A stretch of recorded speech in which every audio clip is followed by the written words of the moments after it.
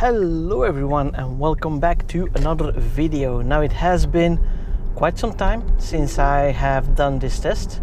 It's been over 4 months and since 2021.4.18. We are now currently at 2021.32.21. Let's find out if these past 4 months have given us anything in terms of improvements concerning AutoPilot. Now the first thing here is on that white sign on the right here, I should slow down to 50 kilometers an hour. The car just continues and only now thinks it can do 50 and then it starts to slow down. So if there would have been a speed trap behind that sign, I would have gotten a ticket. So that is still something that we are struggling with here in Europe. That is that the speed sign database that's behind it is so bad that you have to drive manually most of the time or just on regular cruise control instead of AutoPilot because it gets the wrong speeds. Also here the car will stop behind this and will not automatically go around it as it does in the US because very simply we cannot cross any lane markings here in Europe on AutoPilot. So here we are on the hill crest again, and once more for those of you that are new to the channel, what I'm testing here is in the downhill section. The dashed lines are disappearing and the car sometimes starts to hunt for the middle of the lane. Let's see what it does this time. Yeah, it veers a little bit to the left and now it has to correct again to get to the middle of the actual lane. Now this has been on and off between updates. But recently it has been quite consistent, this behavior for the past couple of updates. It's not that it's too bad, it's just that it should be able to go straight on without that weaving maneuver. Now let's see what it does with the roundabout. I'm not expecting it to work, but it does have a car to follow this time, so maybe it gets a little bit further. But once more, it is not said by Tesla that this is supposed to be working. So let's see what it does. It starts to beep. And it would run straight into that curb there. So yeah, it is not meant to do this, but we can only try and hope, of course. Up ahead, we have the infamous S-curve, where all the car actually needs to do is to slow down before the curve to comply to the UNECE lateral G-force regulations. Now let's see if it does it, yes or no. Hopefully no car there. Oh, it was beeping for that car. Staying within the lines, but of course it was driving slower because it beeped for the oncoming car that was actually crossing the lines, so that was correct behavior.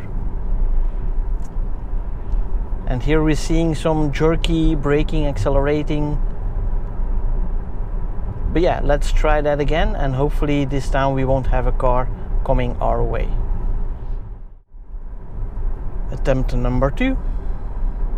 So let's see if the car in front of me is still far enough ahead.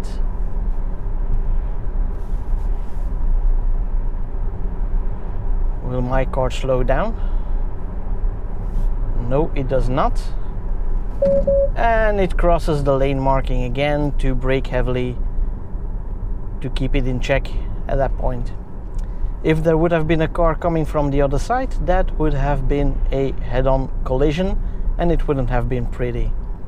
It's amazing that this is still so hard for Tesla to get right. There are other sections where it slows down just fine.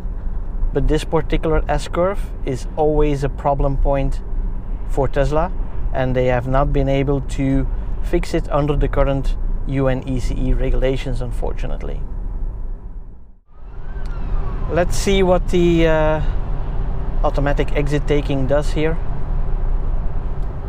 and if it's still in 2 jerky motions. So it's blinking, going smoothly here. And a very slight secondary motion, but the car is not following the car in front of me. That's also a problem in this update. It is very slow to pick up the speed difference if a car slightly moves ahead. But let's see what it does in the second exit. Blinking, going, and the secondary correction there also. So that is still something that Tesla needs to fix. Second test point for automatic exit taking. It is slowing down way up front, saying I will do 100 before entering the exit. So that's slowing down sooner than it did before. 90. Will it slow down even further? 80. Will it still go to the back of the curve? Yep, it's still going straight on for too much, and then it has to hit the brakes hard to keep it in check. Now 70, and I'm only doing 63 here. The important part is, will it go to the right here to take the second part of the double exit? It's blinking. That's good. That's good. That's good. Yes. All right. That's the first time in, I think, 6 months or maybe even longer that the car is able to take this exit. And this is not a fluke, because I have been testing this for several times, even today, and each and every time the car was able to take it. Sometimes it's a little bit more hesitant, and usually the problem occurs when it's midway through the exit and it's not crossed the lines enough. Then it starts freaking out and it doesn't know what to do, and usually it would jerk me back into the left side of that split. But no, in this update we finally can take the double exit again.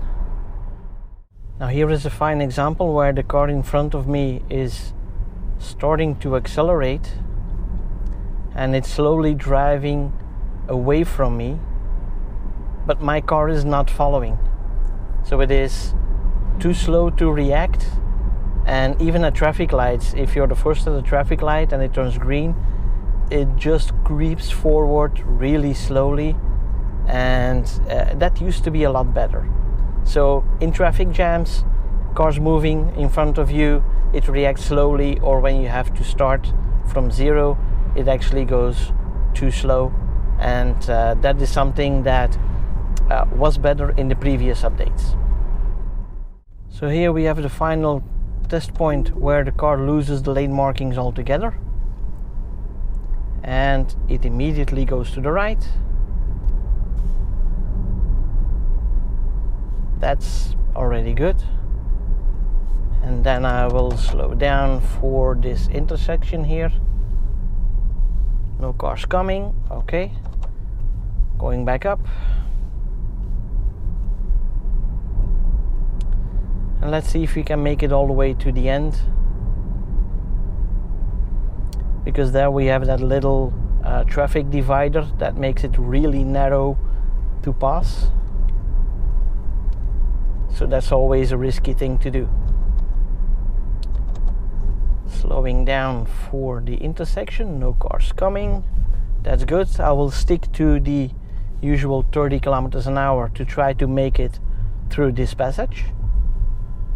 And let's see what it will do.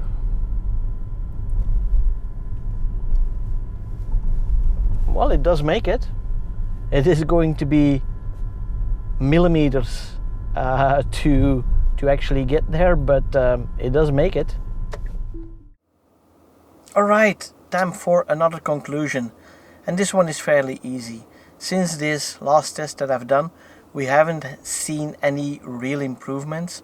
We still are stuck with the wrong speed limits, but that was because of the navigation database update,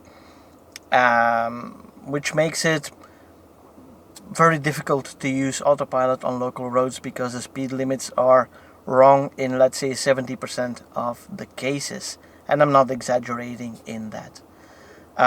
What is a good point in this update is, of course, that finally we are again able to take that double exit where it was failing before. Now it is not a typical exit here with the exit splitting off in a turn, but it should be able to take it because it knows exactly where the lane markings are, and finally we are again able to take it. The S-curve is still a problematic situation that I don't know why Tesla is not able to fix that, but it should be fixed because it creates a very dangerous situation, and mostly because of the fact that the UNECE regulations do not allow the car to corner at that speed. So it should slow down up front, or it should have higher lateral g-force allowance to be able to corner in that speed.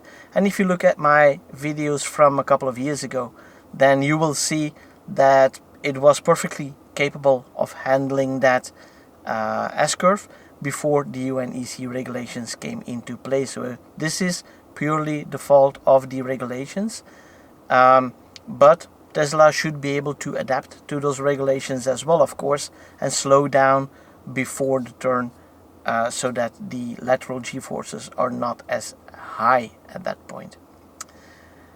As for the place where it loses all the lane markings, there we managed to just inch through the divider at the end, so that is definitely something that is butt clenching for the rims, but it is able to do it, although I would not trust the car to do that in every such situation, or in daily driving in general, even in that particular one, even though I know that it works fine now.